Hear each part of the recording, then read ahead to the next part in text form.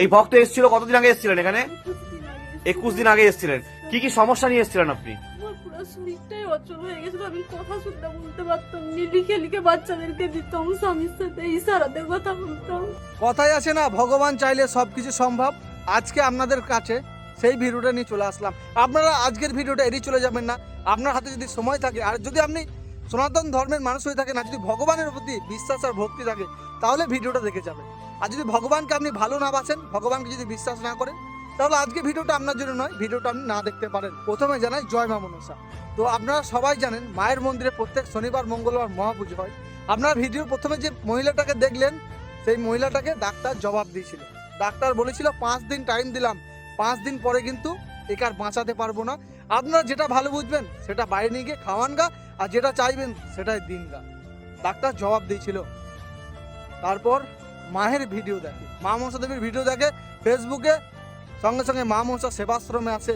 মায়ের কাছে যখন আসে তখন ভালো করে ভক্ত দাঁড়াতে পারতো না, হাঁটতে পারতো না, ঠিক আছে। তারপর মা মনসা দেবীকে ভক্তি করে তার মনের সমস্যার কথা জানাই। আমি একটাই কথা বলি সবসময়, ভগবান চাইলে সব কিছু সম্ভব। কারো দেরিতে হবে, কারো সঙ্গে সঙ্গে হবে, কিন্তু ভগবানের উপরে বিশ্বাস রাখতে হবে। যে আমি মাকে এটা চাইলাম, আমার হলো না বলে আমি মাকে বলবো না মা নেই, এটা ভুল। কারো সঙ্গে সঙ্গে হয়, কারো একটু দেরি হয়। মা যদি চায় সব কিছু সম্ভব। মাকে ভক্তি আর বিশ্বাস নিয়ে ডাকতে হয়। তো এই ভক্তের সঙ্গে কি হয়েছিল, এই ভক্ত হাঁটাচলা করতে পারতো না, খেতে পারতো না, উঠতে পারতো না, এমন একটা সমস্যা ছিল। ডাক্তার অনেক জায়গায় দেখিয়েছি, মোটামুটি 10-12টা ডাক্তার দেখানোর পরে লাস্টে ডাক্তার বলেছিল এনাকে আর বাঁচানো যাবে না। অনেক কষ্ট করে মা মনসা সেবাশ্রমে যখন এসেছিল, তখন তাকে চাগিয়ে তুলে আনতে হয়েছিল মায়ের চরণে। আর আজ দেখুন মায়ের স্নান জল খেয়ে আজ ভক্ত সুস্থ, মায়ের কাছে এসে চোখের জল দিয়েছে, চোখের জল। যেদিন মায়ের মন্দিরে এসেছিল সেদিনও মাকে চোখের জল দিয়ে গিয়েছিল, সেই দিনটা কিন্তু কষ্ট করে দিয়ে গেছিল। আজকে কষ্ট নেই মনে, আজকে সুস্থ হয়ে গেছে, তাই আজকে মাকে সে চোখের জল দিচ্ছে। আবার মায়ের সেই ঋণ শোধ করতে এসছে ভক্ত। মায়ের ঋণ তো কখনো শোধ করা যায় না, তবু মাকে ভক্তি আর ভালো যে কতটা বাঁচা যায় সেটাই এই ভক্ত দেখাইছে। আর মাকে জানাচ্ছে মা তোমার জন্য আজকে আমি সুস্থ।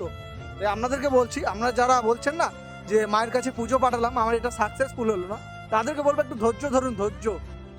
একটু মাকে টাইম দিন। এত এত লাখো লাখো ভক্ত মায়ের কাছে আসছে, মা প্রত্যেকদিন কত ভক্তের কথা শোনে বলুন তো। তাহলে মাকে একটু টাইম দিন। হয়তো আপনি মাকে বলছেন আমাকে এটা দিয়ে দাও না, আর মা সঙ্গে সঙ্গে কি করে দেবে, একটু টাইম দিন। ধৈর্যের ফল মহাফলে, সবুরে মহাফলে একটা কথা দিয়ে আছে। তো তোমরা যারা মায়ের কাছে আসছো, মাকে ভক্তি আর বিশ্বাস নিয়ে আসো। আর এই ভক্তকে দেখলে, এই ভক্ত মা মনসা দেবীর মন্দিরে এসে এখন পুরোপুরিভাবে সুস্থ হয়ে গেছে। তোমাদের জীবনে যে কোনো সমস্যা নিয়ে তোমরাও আসতে পারো মায়ের চরণে। প্রত্যেক শনিবার মঙ্গলবার মায়ের মন্দিরে মহাপুজো হয়।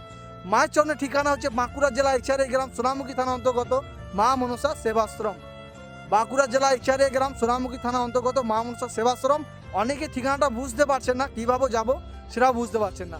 চলুন আপনারা খাতাতে একটা নাম্বার দিচ্ছি, নাম্বারটা লিখে নিন, না হলে ভিডিওটা কাউকে শেয়ার করে রেখে দিন, যাতে সেখান থেকে আপনি পরে আবার এই নাম্বারটা মানে কন্ট্যাক্ট করতে পারেন। এই নাম্বারে 9064846299, 9064846299, এই নাম্বারে ফোন করে কন্ট্যাক্ট করে নিতে পারেন মায়ের মন্দিরে আসার আগে। তো এটাই হচ্ছে মা মনসা সেবাশ্রমের নাম্বার। তো সকলে ভালো থাকবেন, সুস্থ থাকবেন, আর মায়ের উপর বিশ্বাস আর ভক্তি রাখবেন। জয় মা মনসা।